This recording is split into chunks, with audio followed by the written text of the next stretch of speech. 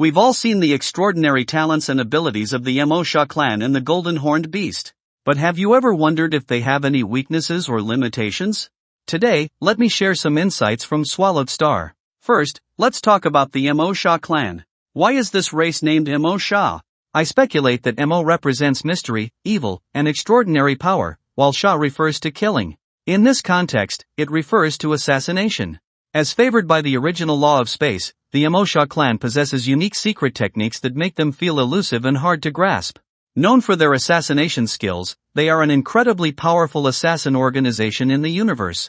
In episode 137, we see Luo Feng using the Emosha clan's clone to perfectly transform into anyone, whether it's Rongjun, Luo Feng, or the Golden Horned Beast. Does this mean that the Emosha clan can copy anyone? The answer is both yes and no. Yes, because the Emosha clan can perfectly replicate the appearance and aura of both living and non-living things, such as stones, chairs, or even weapons. No, because the primary condition for this copying ability is that Luo Feng must first understand the shape and aura of the target. This means that to copy a living person, Luo Feng must have previously interacted with them and sensed their life force and soul aura, otherwise, he cannot replicate them. For instance, if Luo Feng wanted to copy the King Immortal, Jinyan, a master Luo Feng is about to apprentice under in Chaos City, the Emosha clone wouldn't be able to because they haven't met yet. Moreover, the talent for copying has its limitations. For instance, if the target's body is too large, the Emosha clone can still copy its form, life force, and soul aura, but it won't be able to maintain it for long. This is because using the copying secret technique consumes energy. As an energy being, the Emosha clan relies on energy for their life force.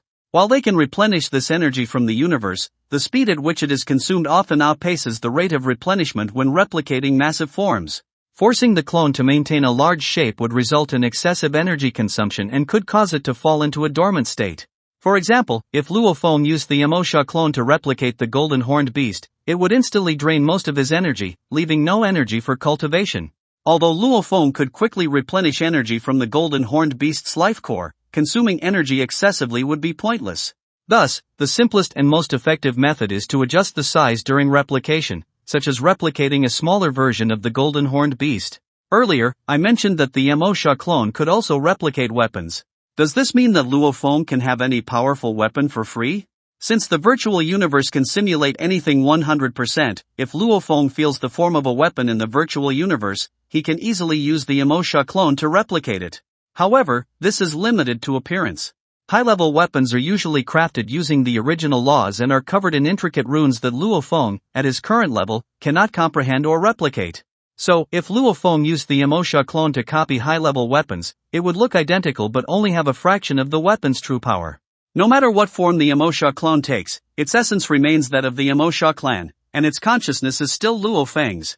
Therefore, anything Luo Feng can't comprehend or control, he can't replicate. For example, Luo Feng can copy Bolan's appearance, but he can't copy Bolan's true strength. In addition, the defensive capability and toughness of the things copied by the Emosha clone depend on the level of the Emosha itself. This means that while the clone might perform better when using space secret techniques like absolute space, its attack power is still inferior to that of the real Golden Horned Beast. This is because Luo Feng has been evolving his Golden Horned Beast with the best metal combinations and has been training it diligently, making it far stronger than an ordinary Golden Horned Beast. Additionally, the Golden Horned Beast has the innate talent enhanced, which the Emosha clan doesn't possess. So, it's understandable that the Emosha clone isn't as powerful as the Golden Horned Beast. Likewise, the Emosha clone cannot replicate auras stronger than its own level. For instance, it wouldn't be able to fully reproduce the pressure emitted by Nine-Sword Venerable because Luo Feng's level and comprehension of the original laws are far behind, and even his will and consciousness are relatively weak. Therefore, Luo Feng cannot release that level of pressure. However, at this stage, the Emosha clone is still much stronger than his human body. But are you curious why the Golden Horned Beast can use the enhanced secret technique, while the Emosha clone cannot, since all the clones share the same consciousness? The reason is that enhanced is an innate secret technique granted by the universe, something that can't be learned. It's an inherent ability of the Golden Horned Beast, and other clones can't master it. Of course, these physical or material differences aren't easily noticeable without spiritual detection or combat. This is why the Emosha clan can easily infiltrate enemy ranks for assassination. Even if someone is constantly on guard, the Emosha can use space secret techniques to escape. Unless the enemy is too powerful, Catching the Innate clan is no easy feat. This stealthiness complements the Innate clone's ability to copy. Although the Innate clone's copies don't have all the original's abilities, in terms of infiltration and assassination, they show unparalleled advantages. We know that Luo Feng is a spirit master, and Hu Yanbo left him many secret techniques related to spiritual power, such as the Pulse Soul Seal. However, no matter how advanced Luo Feng's soul or spiritual power becomes, the Innate clone won't benefit because they don't have souls. This means that no member of the Innate clan can become a spirit master or possess others. On the other hand, they are immune to any soul attacks and can't be taken over themselves. In episode 137, we see that the Innate clone has the power of a level 2 cosmic warrior as soon as it is successfully born. This spares Luo Feng from needing to spend decades, or even centuries, to cultivate a universe-level power. The reason the Innate clone reaches level 2 is because the skin Luo Feng purchased at the auction belonged to a universe level 2 Innate clan member. This is part of the golden horned beast's nurturing ability, as it can birth a life at the same level as the original. Do you remember one of Hu Yanbo's immortal slaves, a corpse that looked indistinguishable from an earthling? Have you ever wondered why Luo Feng didn't choose that slave to create his first clone? Wouldn't Luo Feng instantly have an immortal clone that way? The answer is that he couldn't. When Luo Feng successfully took over the golden horned beast became his main body, and all others would be considered clones. Thus, the golden horned beast's level became the ceiling for his clones.